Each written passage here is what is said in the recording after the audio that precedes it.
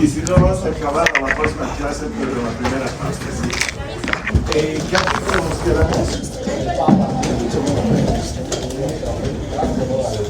98. 71. Dígame, por favor, mientras voy borrando. Artículo.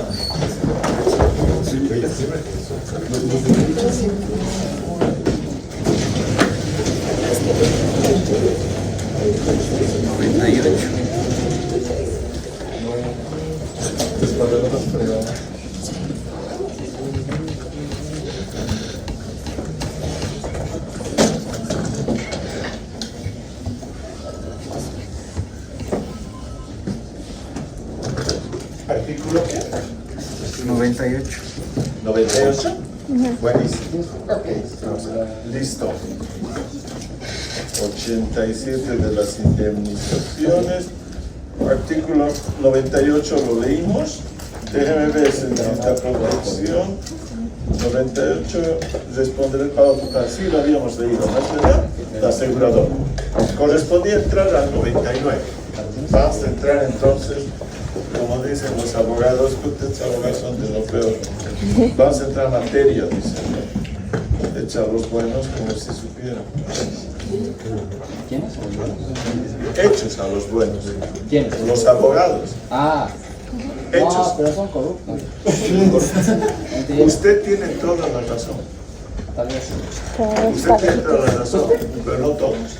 ¿Cree que la corrupción es una necesidad o está ligada a la necesidad? Yo creo que la corrupción es un tema endémico de la sociedad contemporánea.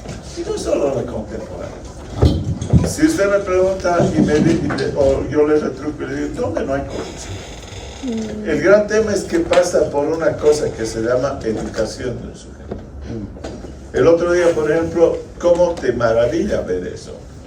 Cuando viene un tipo, agarra y te dice, te va a cortar el gas. Y le dices, pero ¿sabes qué? No he podido, o sea, no sabía, perdóname. Y entonces te dice, pague por cuere, ¿no es verdad? Ya puedes pagar, entonces no necesitas decirle, dame un minuto o 10 para pagar. Listo, entonces agarré y le quise dar de buena leche, no estaba corrompiendo, ya pagué. Y le dije, gracias por ser tan amable. Y le iba a dar 10 pesos porque camina, ¿no es verdad? Y me dijo, es mi trabajo. Esa es una actitud. Entenderán, esa es una actitud. Y dices, así deberíamos ser. Por lo tanto, la corrupción, lo que usted ha dicho es cierto. Pero ¿sabe en qué tipo de abogados o en qué nivel de abogados hay eso? En los que son litigantes, en los que están en procesos judiciales. Porque si usted me pregunta, ¿usted es un corrupto? La respuesta mía va a ser, jamás. ¿Por qué? Nunca me metí a ser litigante. Yo he sido diplomático, he sido consultor, soy árbitro, haces otras cosas, investigación, ¿me entiendes? He evitado entrar a ese mundillo que probablemente en algún momento me decían, pero si hubiera sido tú, hubiese un abogado capísimo. Sí, y siempre responde el abogado capísimo, probablemente no hubiera dormido tranquilo. ¿Qué te está diciendo eso? Entras a eso. ¿Por qué? Porque cuando ustedes van a divorciarse, por ejemplo, y ustedes escuchan, me voy a divorciar, quiero al mejor abogado para mi divorcio. ¿Quién es el mejor abogado? ¿El más honesto o el que lo va a hacer repujar a tu pareja y le va a sacar lo que pueda y tú vas a estar satisfecha y para eso va a tener que, no sé, pues, sí, arreglar con el juez, con los secretarios, con los fiscales, no sé, ¿me entienden?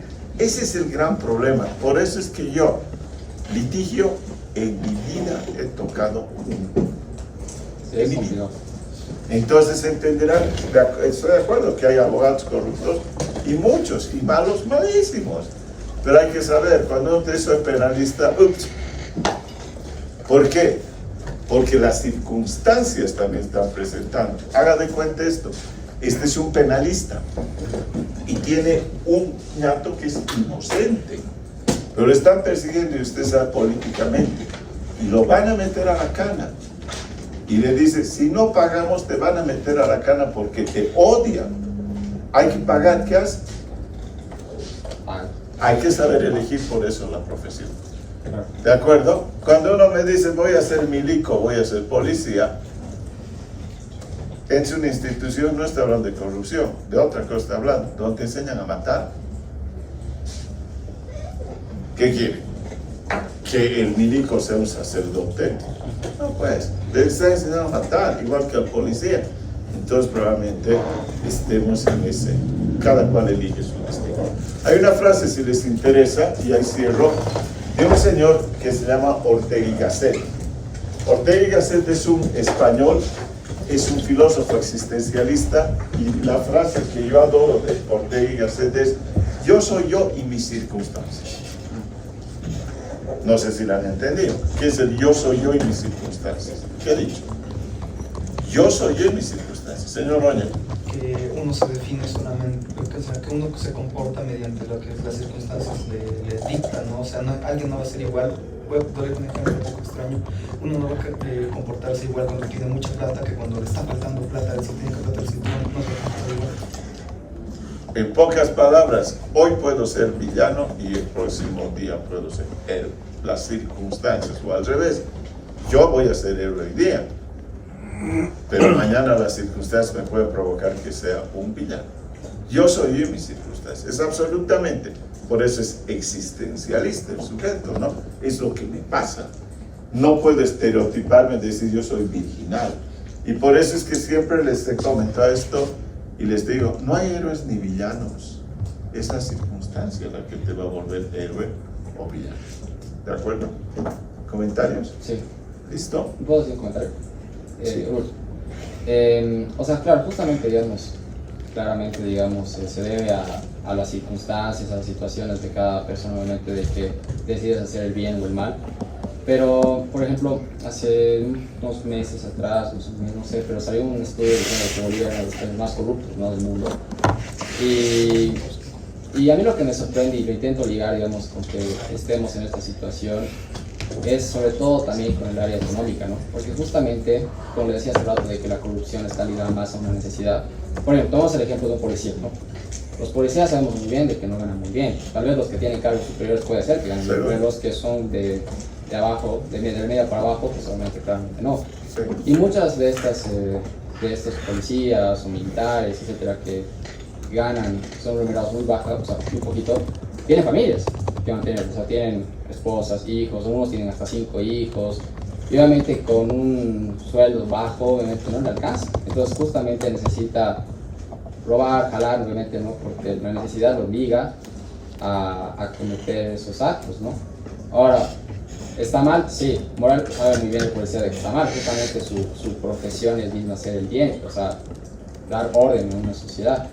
Pero la misma necesidad en la situación en la que estamos, por ejemplo, tanto como policías, militares o gente que incluso hasta gana bien, no logra, digamos, a poder administrar bien sus recursos por justamente la necesidad o la crisis en la que estamos. Entonces,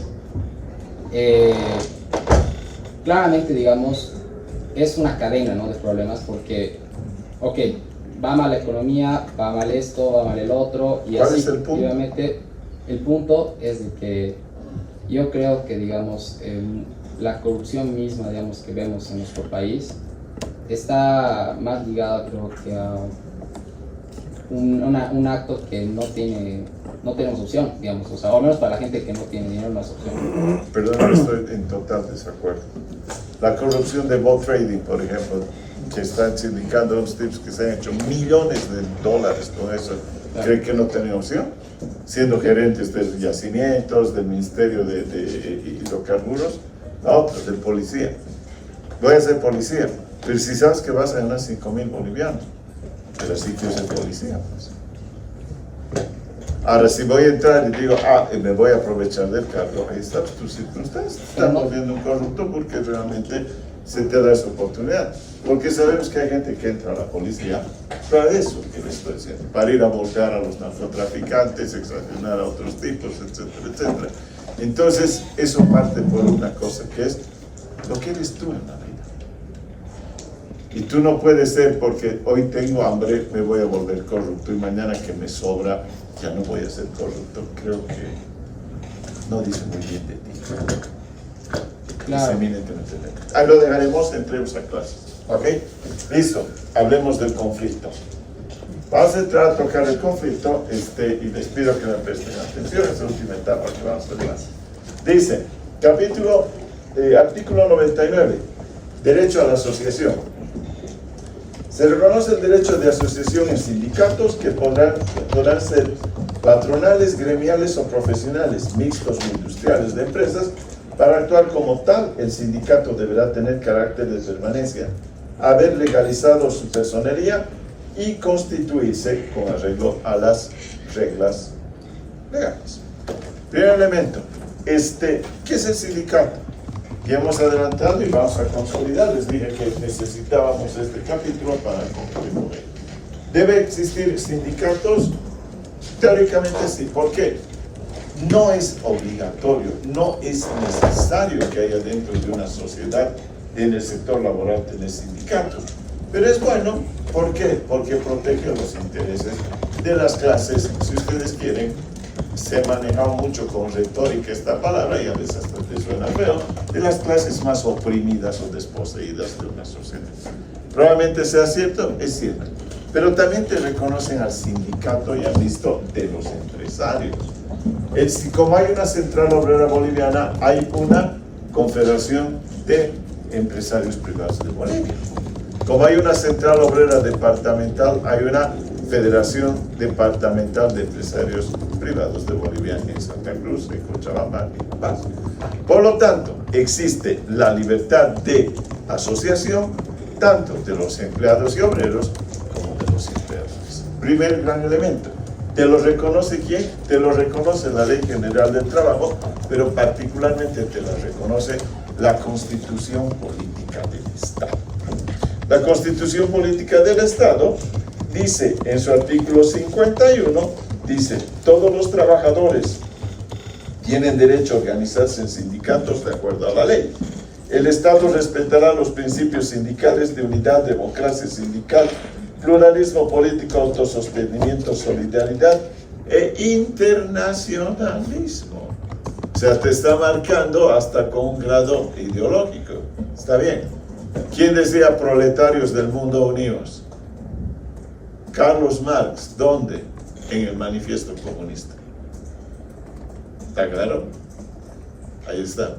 Si les interesa conocer lo que es los principios comunistas, lean el Manifiesto Comunista, así chiquitito, delgadito. Y la última parte es la que acabo de decirles. ¿Qué dice? Dice, proletarios del mundo unidos. No tenemos nada que perder, tenemos un mundo por ganar. Proletarios del mundo unidos. Ahí está el internacionalismo del mundo. Porque según la visión marxista, todos los obreros tienen el mismo sentimiento en ese momento. Entenderán que en esta nueva realidad del siglo XXI, un empleado o un obrero de Europa o de Estados Unidos no creo que tenga el mismo sentimiento de un obrero africano o de un obrero latinoamericano. ¿No es verdad? No creo. ¿Por qué? Porque tiene muy buenas condiciones laborales. Entonces eso se ha acabado. Vamos. El Estado respetará, ya les he dicho, los principios sindicales de unidad, democracia sindical, pluralismo político, autosostenimiento, solidaridad e internacionalismo. Se reconoce y garantiza la sindicalización como medio de defensa, representación, asistencia, educación y cultura de los trabajadores del campo y de la ciudad. ¿Han escuchado? No solamente es salarialista.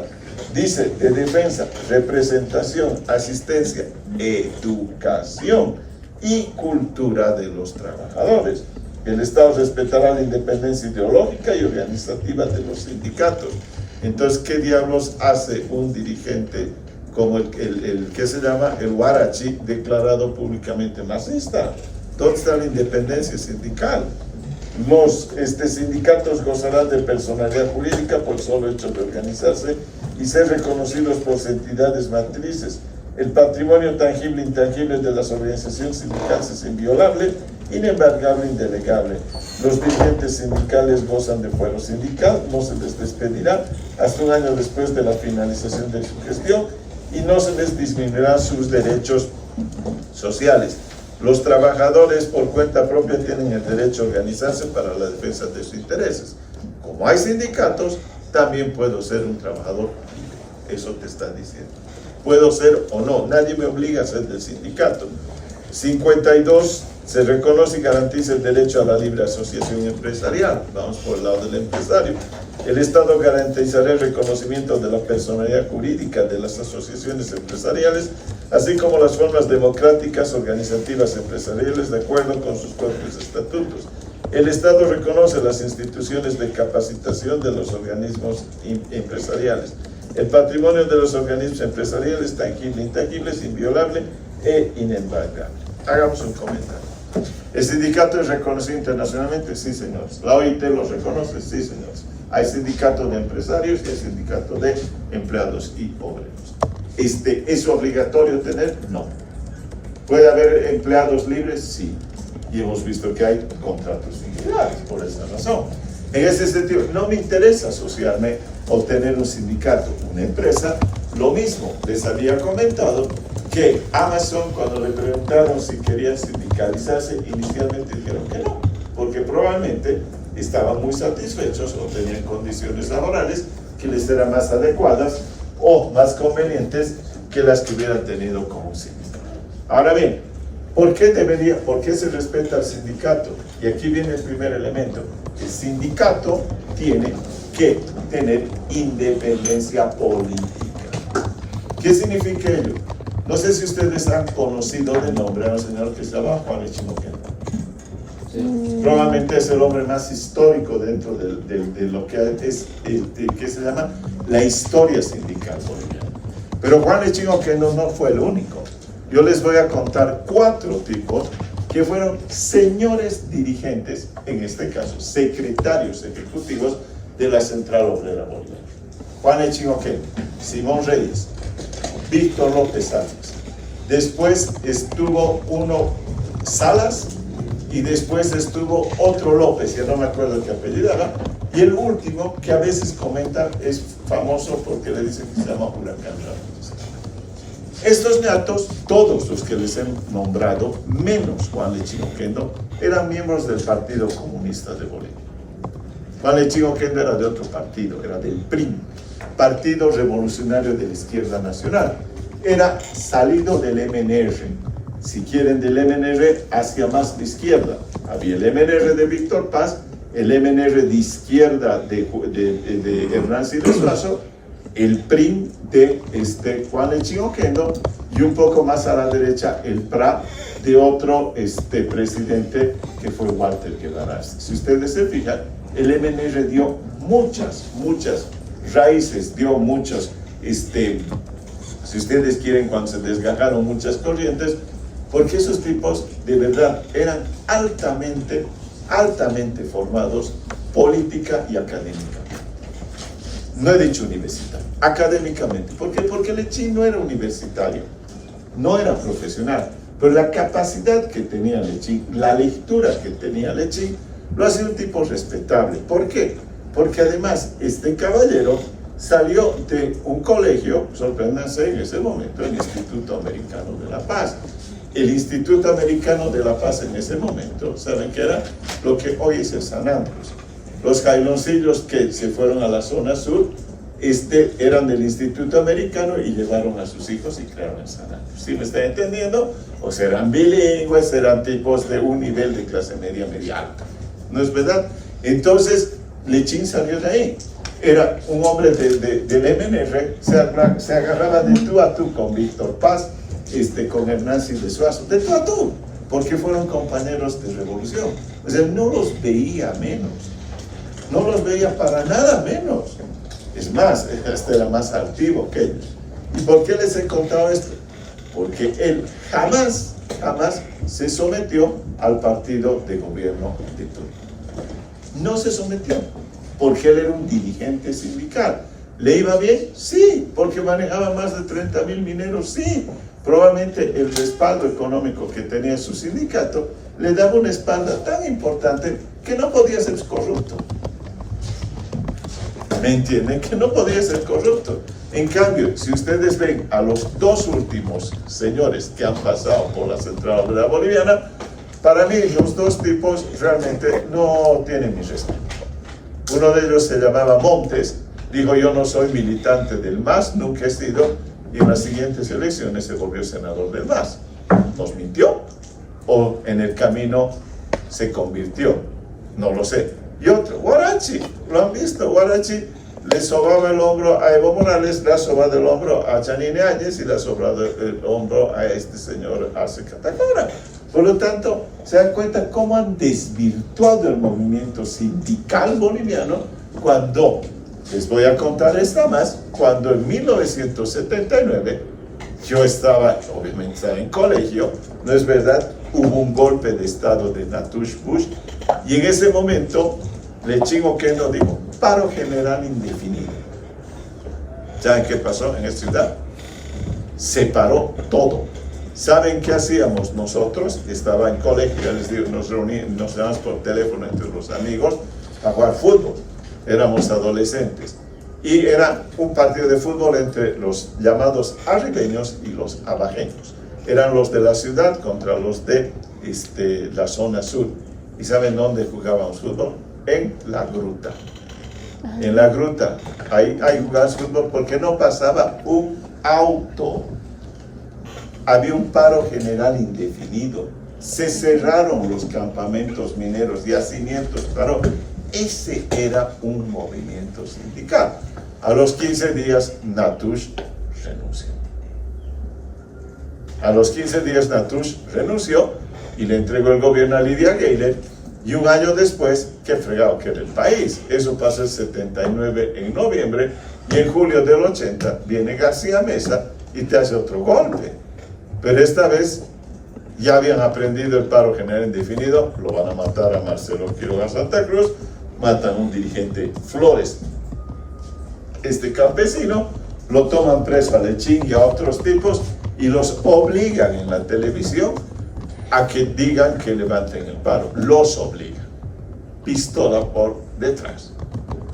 Presión, estoy diciendo, no era que tenían, o sea, es algo gráfico, pero había una presión, los obligan.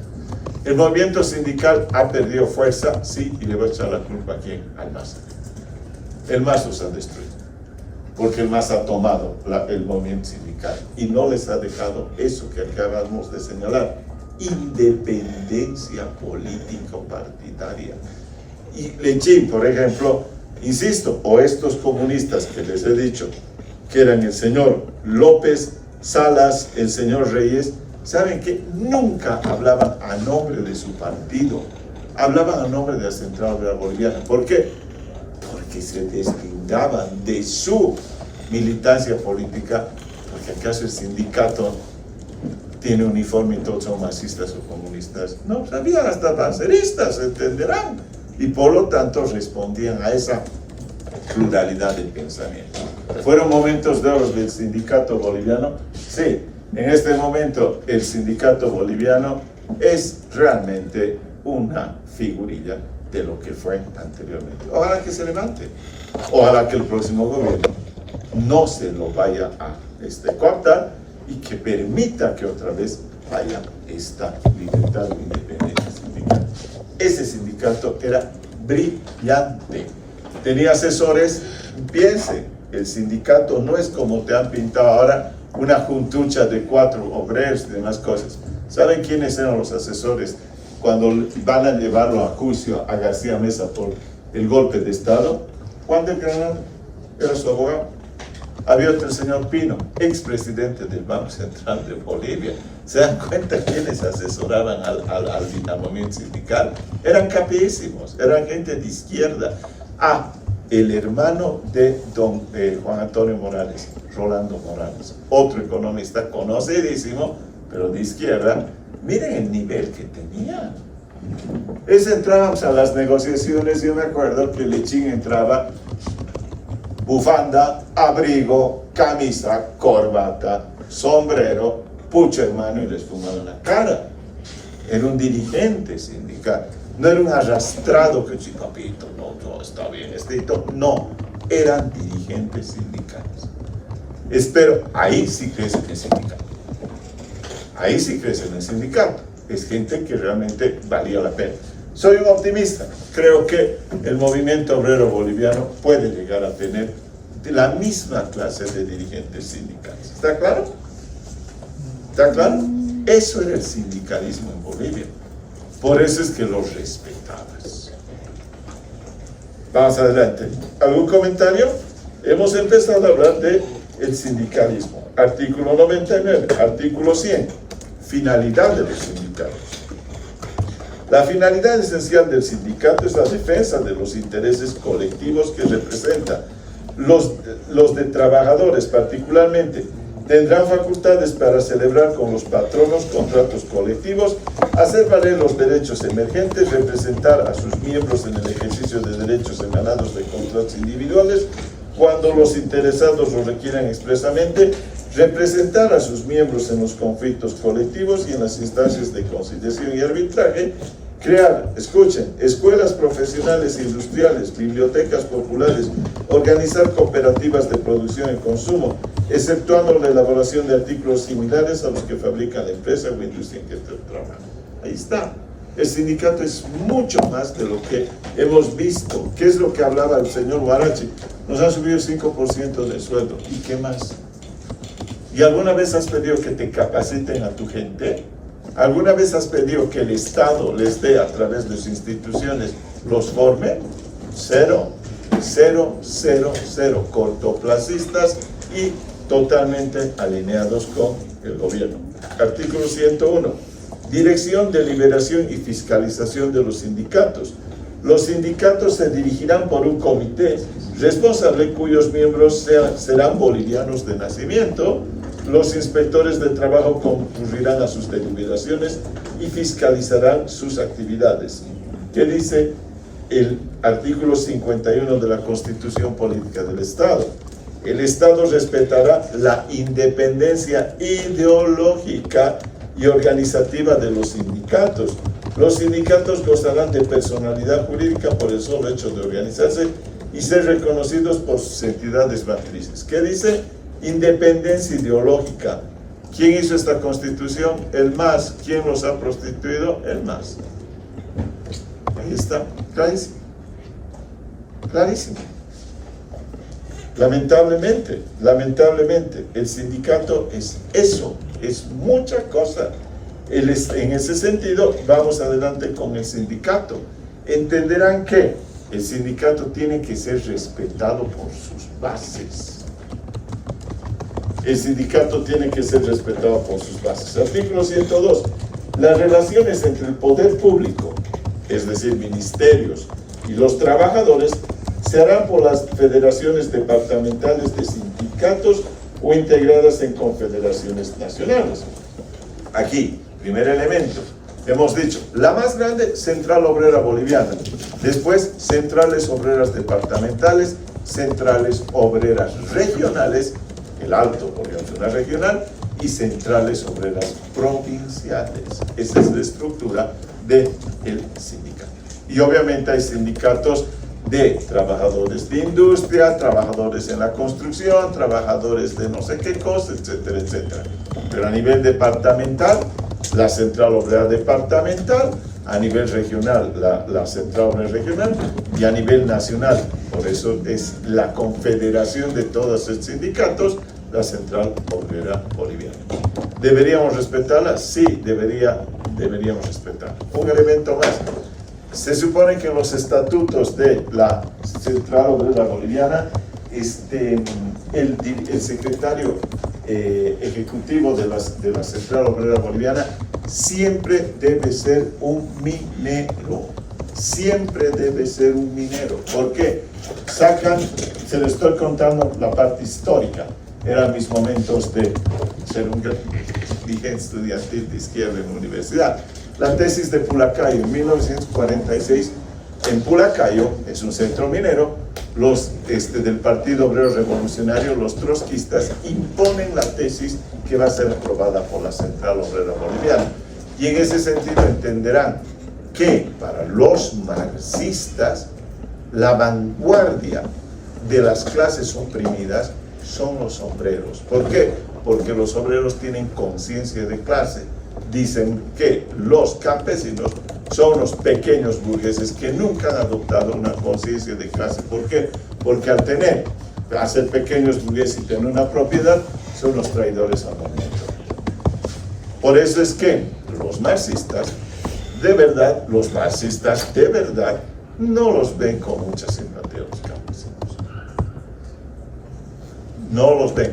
Pero en cambio en América Latina ya lo han hecho a su estilacho, porque Mao Zedong, por ejemplo, hizo una revolución campesina.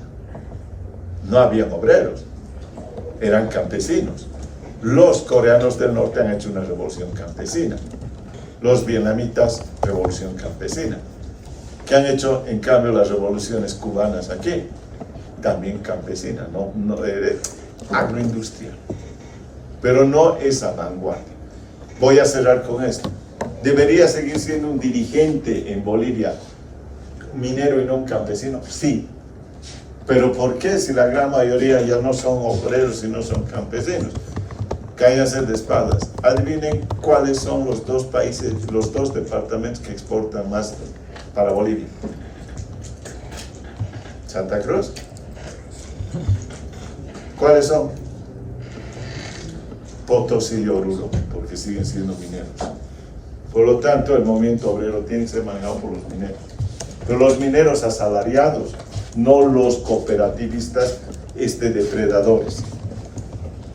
Los mineros asalariados, los que son de la Comibol, los que son, en este caso, ahí está, sindicalizados.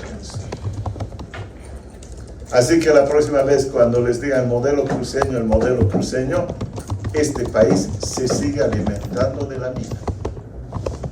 No sé hasta cuándo, pero hasta hoy día todavía. ¿Y quién? Potosí.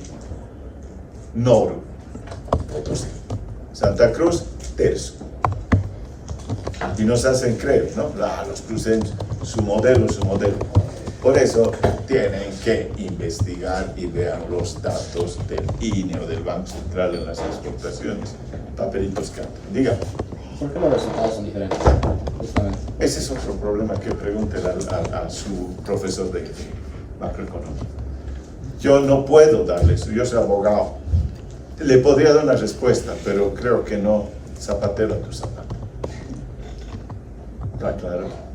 Zapatero a tu zapato. Pero, ¿sabe qué? Hay una muy buena propaganda oriental. Hablan del modelo oriental, pero busquen las estadísticas y vean que los que más divisitas todavía te traen son Grande Potosí. ¿De acuerdo? Y se imaginan con el litio más Grande Potosí. ¿Y qué? Otra vez, mineral.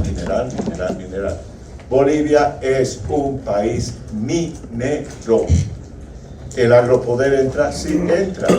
Pero recuerden que hay otro poder minero en Santa Cruz, que se llama ¿qué?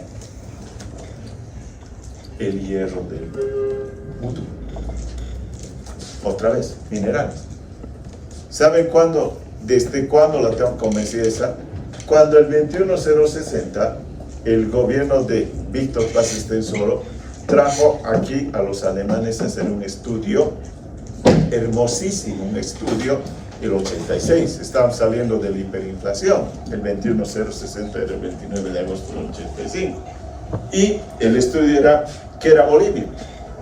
Obviamente los alemanes hicieron, la KfW hizo y ¡trac! Entregó a la Cancillería, de los primeros en tener el estudio. ¿Y qué creen que decía? Cuando todos, agropoder, agroindustria, hay que exportar, hay que meterle soya, hay que meterle jojoba, los alemanes decían, Bolivia es un país minero. Hace 40 años. Bolivia es minero. Va a seguir siendo minero. El oro debería manejarlo el Estado boliviano. ¿Han visto cuánto está la onza Troy? Pues a $3,800, muchachos. Va a subir un 20% más, es esa proyección que se da para el próximo año. Miren, mineros. Fíjense ahora, ustedes que han llevado comercio exterior, entonces empecemos a hacer las simetrías pues, entre las exportaciones agroindustriales y mineras. ¿Cuántas toneladas de soya o cuántas toneladas de grano vas a tener que producir, o de café o de cacao? Y eso que el café está en las nubes a precio internacional en este momento, para empatar con una onza o una onza de oro. Somos mineros. Somos mineros. ¿De acuerdo? Dos collas no nos deberíamos sentir bajoneados. Dos collas deberíamos seguir viendo hacia nuestra región. Somos orgullosamente collas. ¿Está claro? No sé si va el tema, pero igual justamente aquí encontré una línea que dice que Santa Cruz y Potosí están casi a la par en exportaciones en julio de millones de dólares, casi 1.500 Gigante. de Santa Cruz. Ahora. Sí, ahora. Ahora. ¿Y el año pasado? Yo les doy datos del año pasado. A ver, Esos son los datos de línea del censo que sacaron en ese momento. de julio. No, diciembre, pues 24, cerraremos. Pero yo no le he dicho solamente Potosí Oruro. Eso le he dicho. ¿Se acuerdan? Potosí Oruro se los sacuden a Santa Cruz. Eso le he dicho. No solamente. Pero se están dando muy bien Potosí de tú a tú con Santa Cruz. Santa Cruz es la tercera parte del Producto Interno Bruto. Y entonces si está exportando Potosí solito, igualito de tú a tú con los hermanos cruceños, sí, por favor chicos, de verdad, yo veo que todos los collas van picando a Santa Cruz y se vuelven de Oriente y se enojan después que nos digan collas de M porque JP ha dicho y listo. O sea, no entiendo. Nosotros deberíamos seguir pensando en Bolivia. Nosotros deberíamos seguir pensando que esto es Bolivia, no escaparnos solamente a Santa Cruz y decir el modelo cruceño. El modelo cruceño es agroindustrial, pero nosotros somos mineros. E imagínense Mayaya si sacamos gas del Paso. ¿Y acaso La Paz no tiene minas? Que no, deberíamos, federalismo sí. Algún día vamos a hablar de eso. Bolivia, La Paz debería volverse como CD o como Washington DC o México City y deberíamos ser federales. Les aseguro que nos sería recontra bien. ¿Y saben qué haríamos? Que los pinches güeyes que vienen burócratas para su partido estén guacaboleando aquí y La Paz se vaya desarrollando como Santa Cruz. Pero como le tenemos miedo al cambio, ahí estamos. Todos queríamos cambio, dijimos no. Entonces, ¿por qué han votado la gente por este señor? ¿Qué es? Lara. Ahí está. Queremos cambio, queremos cambio. Así es la presidenta Evo Morales. Así es Evo Morales. Entonces, mentiroso, no quiso cambio. Para eso yo he votado por el asunto. Si quiero lo mismo. Vamos. ¿Comentarios? Dígame. Justamente me acuerdo de una entrevista con Carlos Mensaje Perique Quiso, que dijo que Bolivia eran dos, ¿no? Que dijo que, o sea, Bolivia estaba dividida en dos partes, ¿no? O sea, hay una Bolivia y otra. Y como lo vemos, ¿no? Nosotros decíamos que los collas, que los canos, justamente, digamos, nunca han llegado a sincronizarse bien. Y va relacionado con el derecho, ¿no? Porque justamente en las noticias hay un caso súper viral ahora mismo con tal Robin Joffre, que es asesor de Rodrigo Paz, y que asesinaron a perros en el Alto. Y esos eran, si no me equivoco, eran obreros de una... A Chacachi fue. Y sí. Dijeron así los vas a matar Sí. a todos los neoliberales que quieran. En Achacachi eran ponchos rojos. No, eran trabajadores de... Eran también ponchos rojos. Okay. Era un diputado. Rojas apellidado, si lo busques. Hizo todo un show en la plaza de Achacachi así los colgar los perros y pum, pum, así los vamos a matar a los neoliberales, separatistas, bla, bla, bla. Y la gente, alguna gente aplaudió y dijo, ah, sí, macho, no, Claro. Pero justamente, digamos, estas personas decidieron ser juzgadas por la vía comunitaria, la justicia comunitaria. Y eso quiere hacer una pregunta, ¿por qué hay dos tipos de justicia en Bolivia? ¿Por qué la justicia ordinaria y la justicia Pero comunitaria? no me he entendido, ya observamos descentralización. O sea, pero... Pero observamos, pues. Claro, pero justamente, digamos... Ya he hecho ese comentario, ¿no se acuerda de la ley de deslinde jurisdiccional, la ley del 2010? Es que como estaba directamente en otro país, justamente no lo había escuchado, pero... Le voy a responder en 2 minutos para seguir adelantando. Le dije que sacaron una ley de deslinde jurisdiccional para reconocer la justicia originaria campesina. El gran problema es este. Tienes 36 naciones en Bolivia. O eso te han hecho creer los del MAS, que hay 36 naciones. Chacobos, Ayoreo, Desmocetenes, Aymaras, Quechuas, Tupe, Guaraníes. Sigo avanzando o ahí nos quedamos, pero hay 36. ¿Te das cuenta?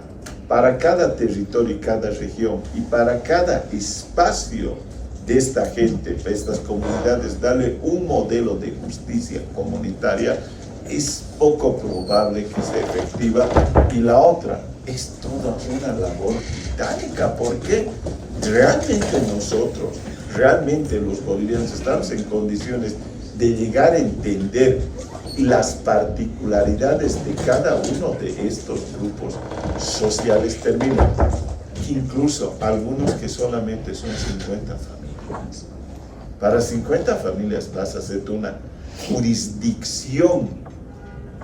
Jurisdicción quiere decir la capacidad de administrar derechos dentro del territorio. Dama.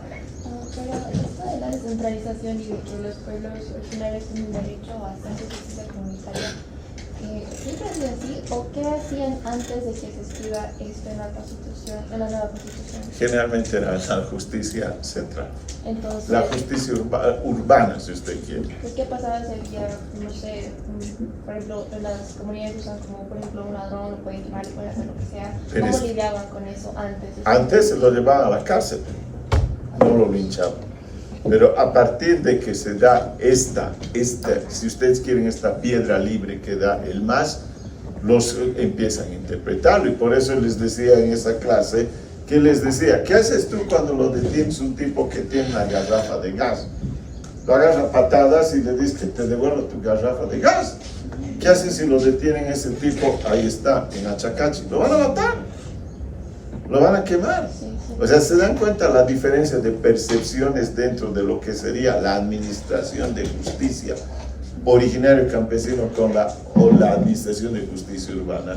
Si ustedes se fijan, nosotros solamente como urbanos vemos que sería una exageración que hagan eso por una garrafa de gas. Entonces, ¿qué harían por un asesinato? ¿Qué van a hacer? ¿Lo van a linchar 80 veces? ¿Qué van a hacer? O sea, lo mismo van a hacer. Entonces, ¿me entiende? Se han disparado.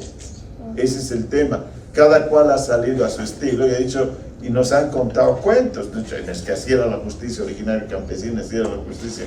Yo creo que en ese momento no era que así, me he inventado y quiero de esta manera esta justicia. ¿Por qué? Aquí vienen otras cosas. Yo hice unas consultorías en comunidades aymaras, creo que les he comentado, y había cosas que dentro de tu pensamiento urbano probablemente te van a parecer que no son, voy a ser políticamente adecuado para evitarte cualquier conflicto, que te van a parecer que no están bien aterrizados para esta realidad. ¿De acuerdo? Volvemos al sindicato. Vamos con el sindicato. Ok, listo. Vamos con el 101. Los sindicatos se dirigirán, ya hemos dicho, por su comité responsable, cuyos miembros serán bolivianos de nacimiento. Los inspectores de trabajo concurrirán a sus deliberaciones.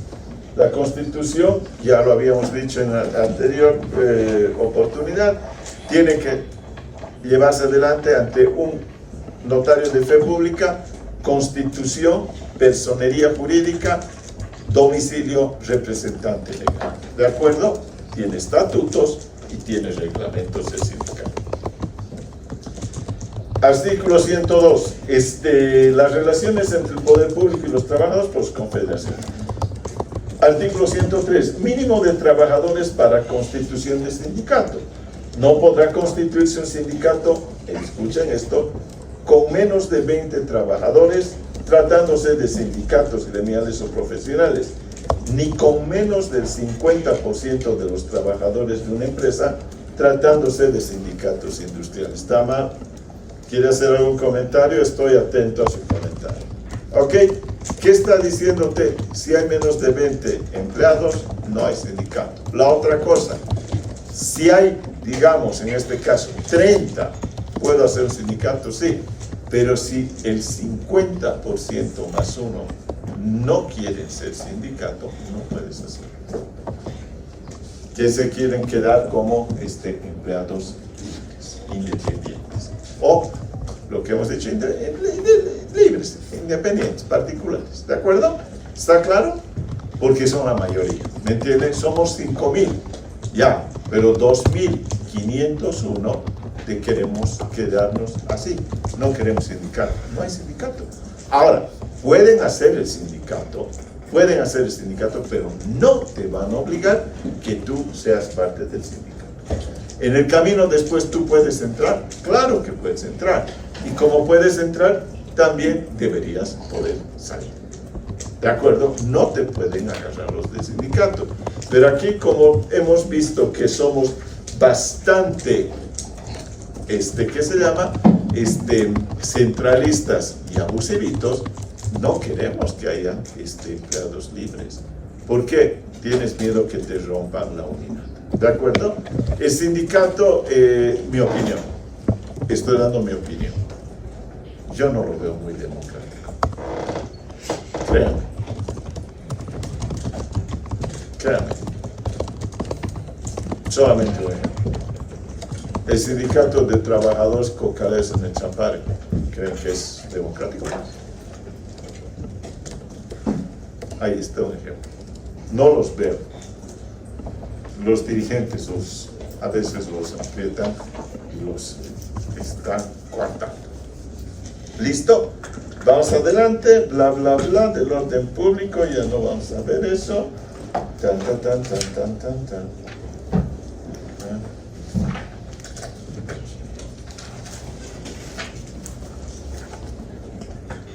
Estábamos en el artículo 104, nos toca. ¿Listo? 103 será ese. 103 mínimo 20 o 50%. Este es un artículo muy interesante. Presten atención. Artículo 104 dice: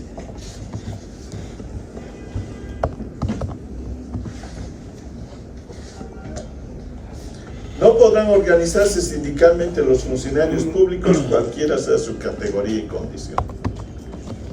No podrán organizarse sindicalmente los funcionarios públicos, cualquiera sea su categoría y condición. Hay una prohibición de asociación de los funcionarios públicos. Esto les voy a comentar y vale la pena que conozcan.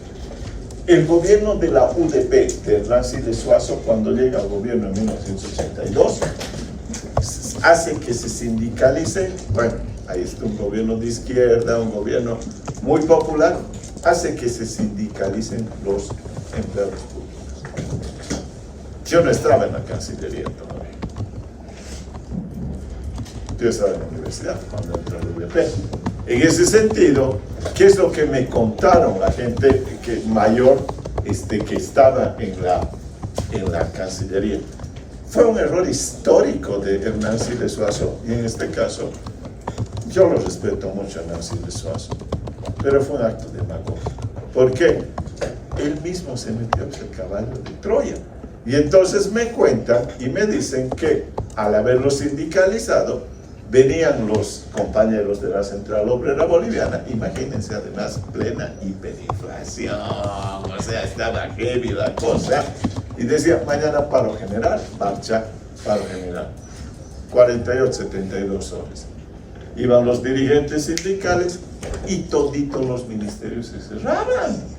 O sea, si son los que van a contrarrestar y te dan un ambiente de normalidad cuando hay un paro de la Central Obrera, ¿No han visto que sacan fotos el Canal 7? Están trabajando normalmente en educación, en salud, aquí en la Cancillería. Y en cambio, en ese momento iban, compañeritos, mañana arrancamos a tal hora, nos vemos en tal lugar, y adivinen quiénes eran los que iban adelante. Los diplomáticos. Eso cuenta. Y que dice que era muy simpático. ¿Por qué? Porque ibas así, con tu estandarte, y no, el pueblo unido jamás será vencido, y que además eras muy aclamado por los sectores populares, porque dicen, mira, es caras, se ha venido a plegar a nuestro movimiento, ¿no es verdad? Entonces, una vez que se va a la UDP, les quitan otra vez el fuero sindical a la administración pública. Era lógico. Imagínense qué brutos. O sea, de verdad, no es bruto. O sea, ¿cómo les vas a dar eso? O sea, paro general y se cierra todo, hasta el Ministerio de la Presidencia, porque está sindicalizado. O sea, no hay nadie, de picnic, vámonos, hermano. Y entonces hay... Y eso es lo que pasa. Ojo, aquí quiero que quede claro. El derecho de la huelga no es del sindicato, es de los trabajadores y de los empleados. O sea, yo puedo ir a una huelga sin tener sindicato. Sin tener sindicato. Es un derecho mío, no es el derecho del sindicato. Pero, para curarse en sano, este 104 que acabo de decirles, tiene una disposición adicional que dice: no tendrán derecho a hacer huelga los empleados públicos. No es que no solamente tienen sindicato, sino que están prohibidos de hacer huelga. Están prohibidos de hacer huelga. Y se entiende, porque se supone que eres pues pro-gubernamental. ¿De acuerdo? ¿Listo? Listo. Con esos antecedentes, metámonos al conflicto. ¿Listo? Hermanos, hermanas. Un conflicto. Voy a hacerla cortita. ¿Qué es el conflicto? ¿Tienen alguna idea de lo que es el conflicto? No necesito que me den una definición científica, académica. ¿Qué es el conflicto? ¿Qué piensan que es el conflicto? Lucha de intereses. Buen punto. ¿Qué más? Una lucha de intereses. ¿Qué más? Siga, por favor. ¿Qué cosas cree o qué características deberíamos encontrar en el conflicto? Primer punto, lucha de intereses.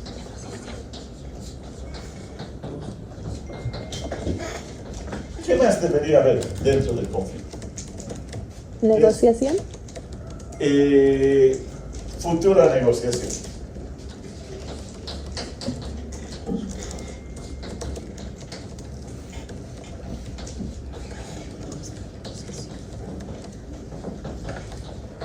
Por favor.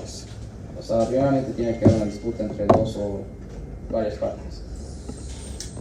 Pues no es la lucha de intereses. Claro, pero justamente ya no tienen que ser entre las partes, ¿no? O sea, tienen que haber algunas partes tan confrontadas, justamente por una lucha de intereses. Le hace, pero a veces no hay que ser rebeldes sin causa. ¿Algún elemento más? Desacuerdo. ¿Qué? Ciérreme la jugada. Les estoy adelantando. La próxima clase la van a dar los compañeros que no han dado examen, la van a dar oral. Les estoy avisando. ¿Desacuerdo de qué? Ciérreme la idea. ¿Desacuerdo de qué?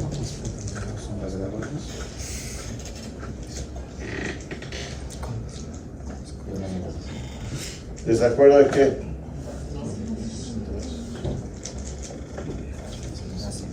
¿Desacuerdo de interés? ¿Desacuerdo de...?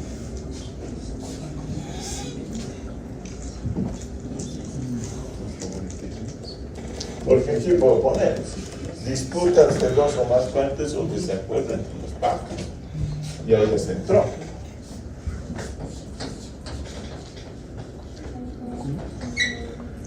El siguiente elemento. ¿Cuál sería? El primero es un la disputa es un choque, es un desacuerdo de dos o más partes. ¿Estamos de acuerdo? Listo. El segundo, sobre un objeto determinado. ¿Está claro? Sobre un objeto determinado. Objeto determinado. Esta es la parte objetiva del conflicto. Y que las dos partes sienten que te genera conflicto, o por lo menos una de las partes. Esa es la parte subjetiva. Sentir el conflicto te está afectando. ¿Listo? Listo. Y esta la voy a cambiar, no futura negociación. El conflicto es el momento donde hemos llegado, en este caso, al tope, al punto donde ve inflexión. Aquí no hay negociación. Hemos llegado, en este caso, si quieren, al cenit del conflicto. Por eso es que tenemos que resolver. Por lo tanto, en este momento no hay salida. No hay salida. Por eso vamos a ir a resolverlo. ¿De acuerdo? Y pueden ser dos o más partes. Creo que con ustedes había adelantado un poco ello y les decía que se supone que el conflicto, dentro de las teorías contemporáneas, vamos a llevarlas en Derecho y Empresa al final. ¿De acuerdo? Por eso les estoy diciendo, cuando estemos en solución de conflictos, voy a profundizar más esto. No quiero adelantar mucho. Pero les decía que había 4 tipos de conflictos. Un conflicto intrapersonal, un conflicto intergrupal, intragrupal y interpersonal. ¿De acuerdo? Eso lo habíamos adelantado.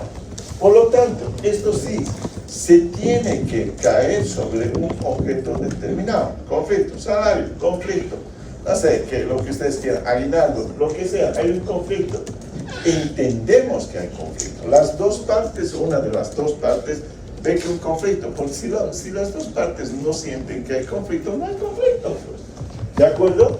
Y listo. Y en este momento hemos llegado a un punto de inflexión donde parece que nos hemos trancado. Hay que resolver ese conflicto. ¿Alguna duda? ¿Estamos con el conflicto? ¿Puede quedar violencia también en conflicto? No. ¿Por qué debería ser? Ese es el desenlace del conflicto. Pero en este momento hay un conflicto. Solamente piense esto. Dentro de, saltemos, no solamente toquemos un tema, toquemos un tema familiar. Se ha muerto el decurius, es decir, el derecho ambiente. Hay que repartirse la herencia. No, esto me toca a mí, me toca a mí, no, me toca. Ahí está, hay un conflicto de intereses. ¿No es verdad? Pero no se ha desencadenado la violencia. Vamos a ver el desenlace, porque hay que ir a resolver el conflicto. ¿De acuerdo? Ya vamos a ver cuando nos toque esa partecita sobre las escuelas del pensamiento del conflicto. Artículo 105 dice, ha habido un conflicto, hay un conflicto, y entonces empezamos, dice, en ninguna empresa podrá interrumpirse el trabajo intempestivamente, ya sea por el patrono, ya sea por los trabajadores, antes de haber agotado todos los medios de conciliación y arbitraje previstos en el presente título. Caso contrario, el movimiento se considerará ilegal. Quiero que piensen lo que acabo de decir y vean cómo actúan los obreros en Bolivia. Otra vez, en ninguna empresa podrá interrumpirse el trabajo intempestivamente, ya sea por el patrono, ya sea por los trabajadores, antes de haber agotado todos los medios de conciliación y arbitraje previstos en el presente título. Caso contrario, el movimiento se considerará ilegal. ¿Está claro? Listo. ¿Qué te está diciendo? Vamos a ir a la negociación. Vamos a ir a la negociación y no se cierra la empresa. No estamos yendo a una huelga. No estamos yendo a tomar una medida de acción. Nosotros vamos a ir a la negociación. ¿Quién te lo dice? La Ley General del Trabajo. Artículo 106.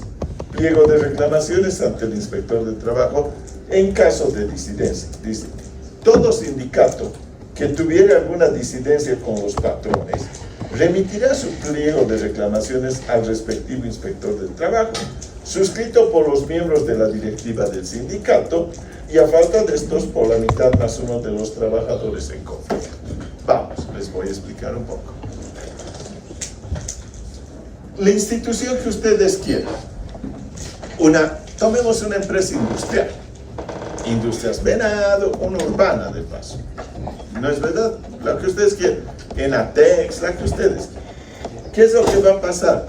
En la medida en que de pronto el movimiento o los empleados empezamos a hablar y los obreros dicen, ¿sabes qué? Las condiciones están muy heavy. Una, el sueldo está insoportable.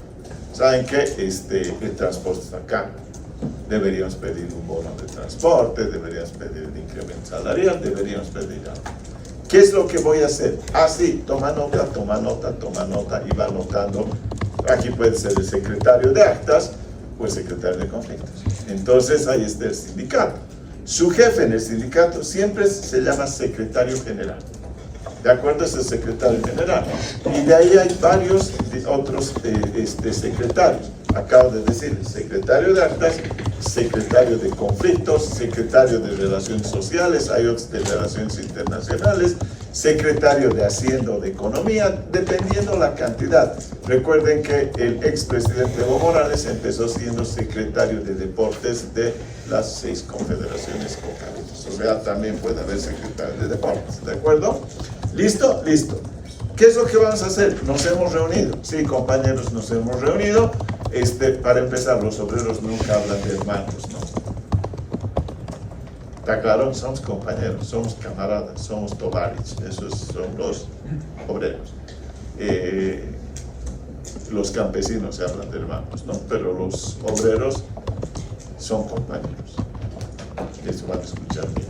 Se distancian mucho.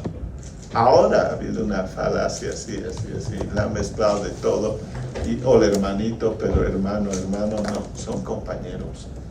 Eso está clarísimo. ¿Ok? Listo, volvamos a lo nuestro. Apuntar. Esto. ¿Qué se llama eso que hemos apuntado? ¿Estamos de acuerdo que eso vamos a pedirle al empleador? Sí, se llama el pliego petitorio. Ahí está. Es una hoja de ruta o es una nota en la cual están anotadas las cosas que nosotros le vamos a pedir al empleador. ¿De acuerdo?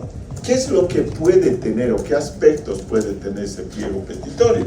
Puede tener aspectos económicos, como el salario, la forma y pago de horas extraordinarias, forma de pago de domingos, feriados, salario en caso de suplencia, distribución de la jornada semanal, subsidios de transporte, alimentación, seguros de salud, participación en utilidades. No solamente aspectos económicos, administrativos, contratación de personal, promociones, medidas disciplinarias, evaluación de puestos, aspectos sindicales, reconocimiento del sindicato, estabilidad de dirigentes, cuotas sindicales, suministro de información, permiso para actividades sindicales, permiso de trabajadores para asistencia a congresos, etcétera, etcétera, etcétera. Si ustedes se fijan, es mucho más amplio que saben. Entonces el pliego petitorio puede tener eso. ¿Yo qué es lo que haría? Por ejemplo, pedir para mis hijos mejor educación. Los mineros sí piden. Por ejemplo, la minera San Cristóbal, cuando se ha dado todo esto con los japoneses, los de Sumitomo y compañía, les pidió que les levantaran el nivel de educación que tenían en esa región y se les dieron mejor educación a los hijos de gente que trabajaba en la mina. Yo hice trabajo social, saben que los de San Ignacio vamos a hacer trabajo social. Yo fui a Huanuni, que se llama Acolquí, aquí en la casa.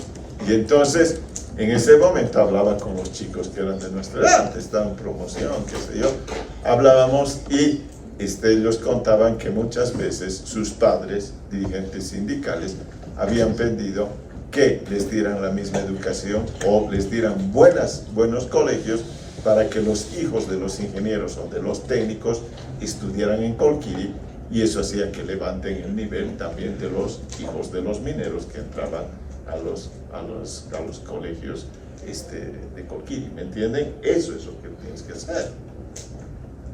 O sea, se dan cuenta que no solamente pasa por sueldo.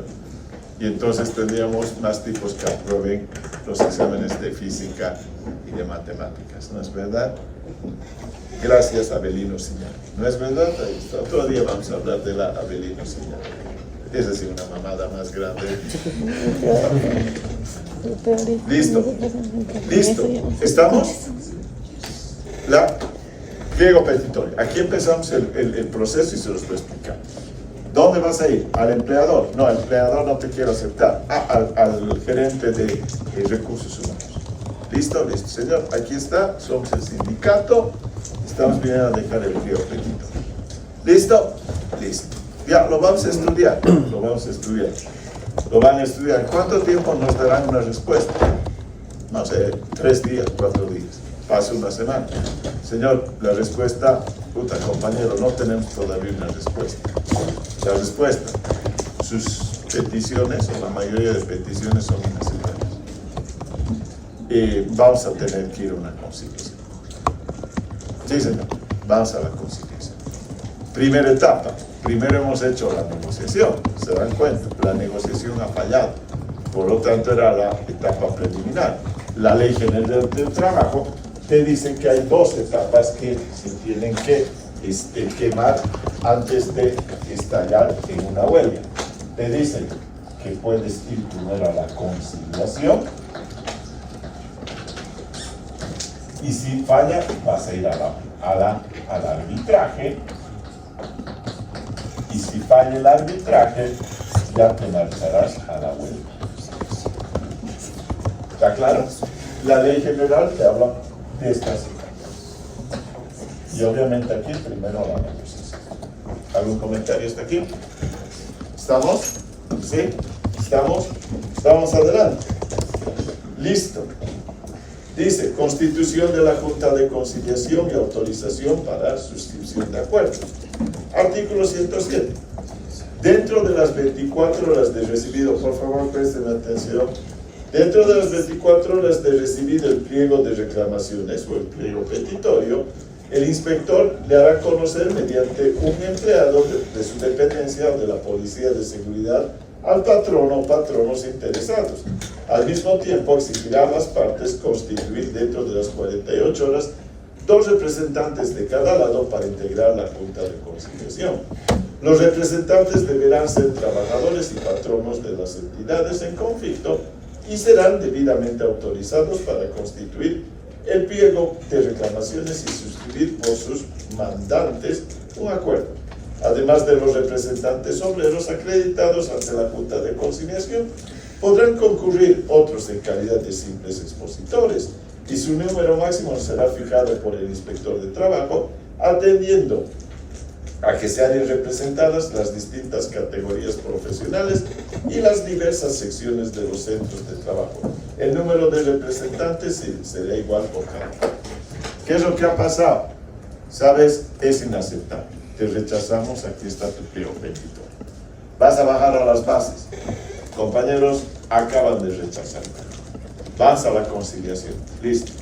Mañana vamos a ir a la Inspectoría del Trabajo en el Ministerio del Trabajo. Se irán los dirigentes sindicales y le pedirán a un inspector de trabajo y le dirán esto. Señor, ¿sabe qué? Queremos iniciar un proceso de conciliación. Porque nos han revocado. El pliego petitorio nos lo han rechazado, o un porcentaje elevado del pliego petitorio nos lo han rechazado, o la contraoferta que nos ha hecho el sector patronal es inaceptable para nosotros. Listo. El tipo recibe y los va, ¿qué se llama? Los va a citar, en este caso los va a notificar y citar para empezar el proceso conciliatorio. Por eso hablaba de 24 horas de recibir el pliego. Hoy hemos recibido, mañana les va a entregar a el representante de los empleadores y tienen 24 horas para presentarse ante el Ministerio del Trabajo. ¿Estamos? ¿Estamos? ¿Sí? ¿Estamos? ¿Comentario? Dice, exigirá a las partes. Ahora bien, muy bien. Señores, ¿qué les va a decir? Como el momento que han venido los del sindicato, les va a decir, ¿saben qué? Para la conciliación, 2 representantes de ustedes. 2. Y 2, cuando le notifiquen al empleador, 2 de ustedes, empleadores. Y el que va a dirimir es el representante del Ministerio del Trabajo.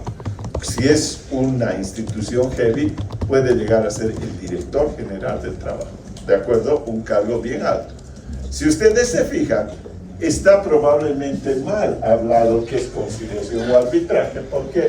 Porque no es una autoridad judicial, es una autoridad administrativa, pero ya lo conocemos así. Acá es una autoridad administrativa, es un compañero del partido, es el tipo que va a resolver, es el compañero del partido, que ha tenido muñequita y ahí está puesto de director general. Siempre voy a sostener esto de la muñequita en tanto en cuanto no haya carrera en el servicio público. No es verdad, sino cómo llegaste. Bueno, sigamos adelante. ¿Ok? Listo.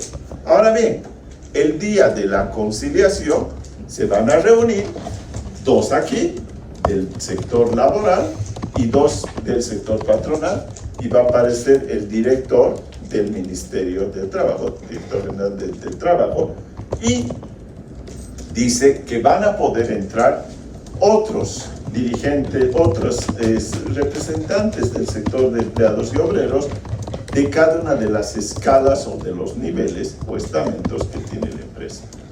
Les vas a escuchar, ellos solamente van a manifestar sus puntos de vista, no tienen voto, tienen voz. Entonces van a decirte lo que quieran, saqueadores, intolerantes, lo que quieran. Y después de haberlos escuchado, les dirás, ok, listo, por favor, pueden salir, vamos a empezar la conciliación. ¿Está claro? ¿Por qué han hecho eso? Hay una intencionalidad, muy democrático. Todos vamos a escuchar lo que tengan que decirnos, su verdad, cada uno de los estamentos de esa empresa. ¿Listo? ¿Listo? Listo. Vamos adelante. Artículo 108.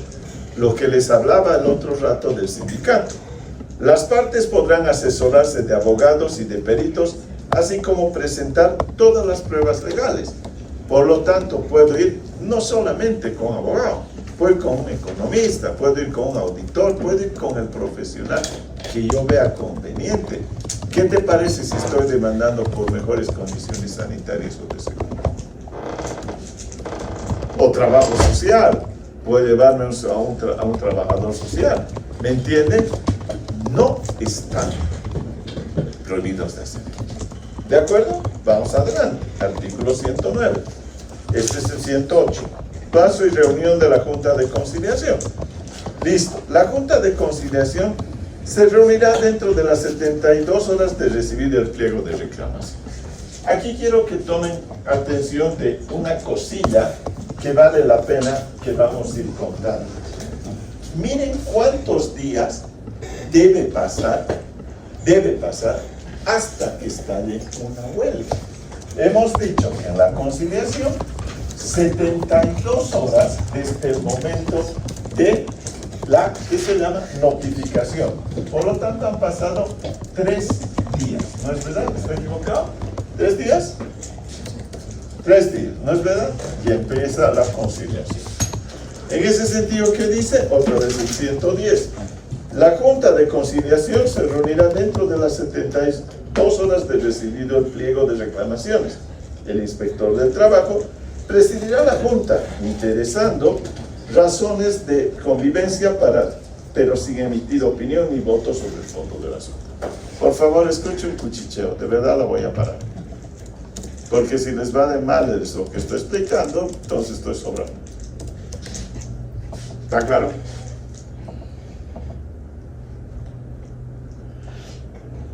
Si se ha hablado, creo que saben mejor que yo en este caso, o ya lo saben, entonces, bueno. Ok. 72 horas. ¿Qué es lo que va a hacer el conciliador? El del Ministerio del Trabajo. Lo único que hace es escuchar. No toma parte. Va a escuchar, se dé la palabra, usted puede responderle, haga réplica, dúplica, eso es lo que va a hacer. Es, en pocas palabras, un coordinador para que las partes se pongan de acuerdo. Eso es lo que pretende, esa es la función del conciliador, que las propias partes se pongan de acuerdo. En ese sentido, estamos señalando ello. La Junta dice, el inspector de trabajo presidirá interesando razones de convivencia, pero sin emitir opinión ni voto sobre el fondo del asunto. Listo. 110. La Junta no se disolverá hasta llegar a un acuerdo conciliatorio o hasta convencerse de que todo avenimiento es imposible. Fracasada en todo o en parte la conciliación, el conflicto se llevará ante el tribunal arbitral. Este se compondrá de un miembro por cada parte y estará presidido por el director general del Trabajo en La Paz, por la autoridad de mayor jerarquía dependiente del Ministerio del Trabajo y por las autoridades políticas allí donde no existieran autoridades del trabajo. No podrán ser árbitros los trabajadores en conflicto, sus personeros, abogados y representantes, ni los directores, gerentes, administradores, socios o abogados de los patrones. Con esta la vamos a parar, pero vale la pena desarrollar. A las 72 horas ha empezado la conciliación. Lo que les he dicho, eso es muy sencillo. Entran, señores, por favor, se presente y les dice: quiero que lleguemos a un acuerdo razonable, sin violencia, etcétera, etcétera. La primera, al demandante, siempre al demandante, al que ha pedido. La palabra tienen los obreros que han demandado en este momento. Esto. Tiene el derecho a la réplica. Esto. Tiene el derecho a la dúplica. Esto. Tiene el derecho a la respuesta a la dúplica. Listo, esto. Listo. Señores, por favor, coordinen, bla, bla, bla, siguen negociando. El tipo sigue coordinando. Se puede extender 1, 2, 3, 4, 5, los días que vea conveniente, sí, hasta que se dé cuenta, él se va a dar cuenta, que puede haber una dilación. ¿Qué significa? Que una de las partes está dando vueltas. Y entonces lo que va a pasar es decir: señores, no se están poniendo de acuerdo, creo que aquí yo voy a levantar las manos y vamos a pasar de la etapa de la conciliación al arbitraje. O la otra, hemos llegado a un acuerdo. ¿Están de acuerdo? Sí. Por lo tanto, voy a hacer el borrador, ahí sí hace el borrador, recogiendo todas las opiniones que han tenido, voy a hacer un borrador para que firmemos el acta conciliatorio. Si firman el acta conciliatorio, queda como prueba de que las partes han resuelto su conflicto.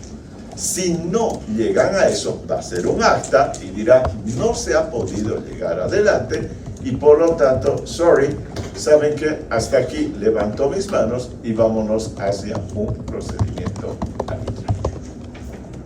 ¿Está claro? Hacia un procedimiento arbitral. Me voy a quedar solamente con estas 72 horas.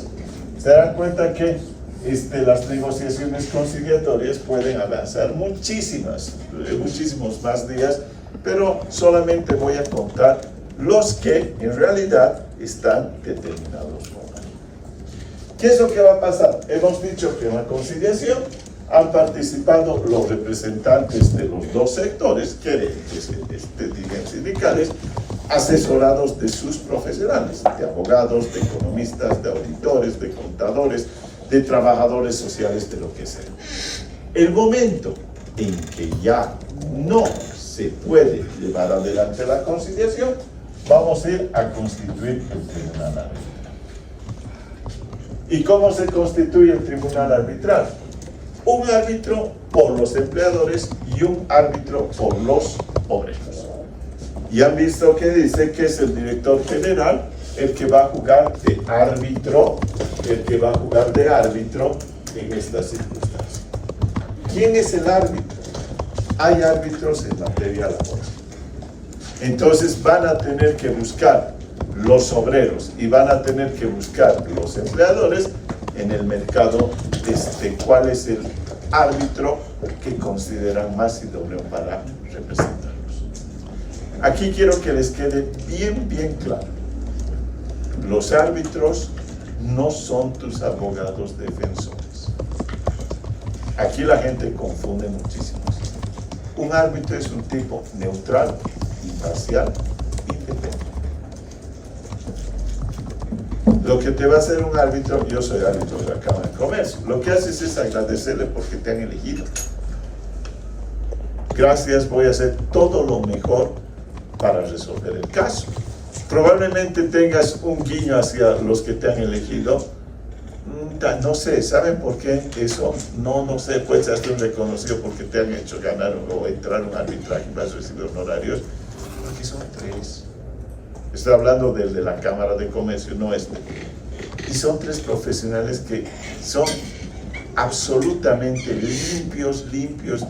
El éxito, igual que en un árbitro de un deporte, cuando has chichiqueado una ya nadie te va a querer pues contratar para ser árbitro. Tu mejor carta de presentación es el limpio. ¿Está claro? Cuidado que digan que has recibido una dádiva o has estado en una charla con alguien extraña. Muerto. Por eso es que cuando su compañero dijo, son corruptos, dije, no, algún sector será corrupto, pero hay un sector, por ejemplo, de los árbitros, que son intachables. Eso es lo que te sirve, porque te ponen como en tablas, y ahí están, y dicen, estos árbitros son pues buenísimos, porque son intachables.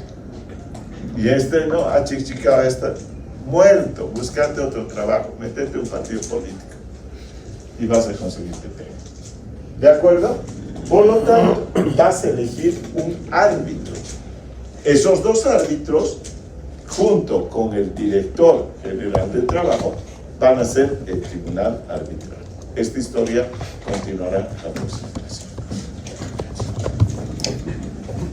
¿Preguntas? Profe, Dame. ¿podrías darme una definición de la conciencia de clase? La conciencia de clases, Marx la ha dado. ¿Qué es la conciencia de clases para Marx? Dice Marx, habla de la lucha de clases, ¿no ven? Y entonces dice Marx que las clases, en este caso oprimidas, voy a hablar del obrero, como ellos son los que sufren y son los que tienen que, ¿qué se llama? Son los que sufren y son la fuerza productiva de un país. En la medida de que esos sectores van tomando una posición, se van dando cuenta de la realidad en la que viven y el rol histórico que deben desarrollar ellos para cambiar esto, empiezan a tomar conciencia de clase. Es decir, el obrero, por ejemplo, dice, compañeros, nosotros somos la vanguardia de la revolución, nosotros vamos a cambiar esta sociedad opresora, injusta, lo que ustedes quieran, clasista, lo que sea. Toman conciencia de clase y entonces van a armar su proyecto revolucionario. Es el momento que han tomado conciencia de clase. Por eso es que dicen los campesinos no tienen conciencia de clase, porque históricamente nunca han tomado esto que acabo de decirle, un programa para hacer un cambio revolucionario dentro de la sociedad. ¿Está claro? Los burgueses tuvieron conciencia de clase cuando los tumbaron a los feudales. Y en este caso, ¿está claro? Y cuando los van a tumbar a los esclavos, en ese momento, a los esclavistas, los esclavos tomaron conciencia de clase para tumbar a los que los estaban oprimiendo. O sea, las clases que toman la vanguardia para hacer el cambio revolucionario son los que toman conciencia de clase. ¿Está bien? ¿Tiene razón, Marx? Probablemente sí.